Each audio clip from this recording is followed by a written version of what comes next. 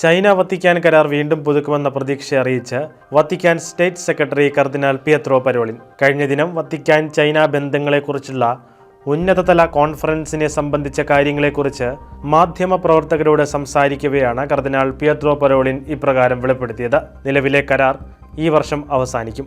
ബിഷപ്പുമാരുടെ നിയമനവുമായി ബന്ധപ്പെട്ട് വത്തിക്കാനും ചൈനയും അധികൃതരും തമ്മിലുള്ള വിവാദമായ താൽക്കാലിക കരാറാണിത്. 2018 രൂപം കൊടുത്ത ഈ കരാറിന് ആദ്യം 2 വർഷത്തെ ദൈർഘ്യമുണ്ടായിരുന്നു. ആദ്യ കരാറിന് ശേഷം 2 പ്രാവശ്യം കൂടെ ഇത് പുതുക്കിയിട്ടുണ്ട്. ഈ വർഷം ഒക്ടോബറിൽ വീണ്ടും കരാർ അവസാനിക്കും. ഈ സാഹചര്യത്തിലാണ് വത്തിക്കാൻ ചൈന കരാർ വീണ്ടും പുതുക്കുമെന്ന പ്രതീക്ഷ കർദിനാൾ പിയത്രോ പരോളിൻ പ്രകടിപ്പിച്ചത്. ഗവൺമെന്റ് പിന്തുണയുള്ള ചൈനീസ് പാട്രിയോട്ടിക് കാത്തലിക് അസോസിയേഷൻ, വത്തിക്കാനുമായുള്ള ബന്ധത്തിൽ തുടരുന്ന ഭൂഗർഭ സഭ എന്നിങ്ങനെ ചൈനയിലെ സഭ 2ആയി വിഭജിക്കപ്പെട്ടിരിക്കുന്നു. 2018 കരാർ പ്രത്യക്ഷത്തിൽ ഇരു വിഭാഗങ്ങളെയും ഒന്നിപ്പിക്കാൻ ഉദ്ദേശിച്ചുള്ളതായിരുന്നു.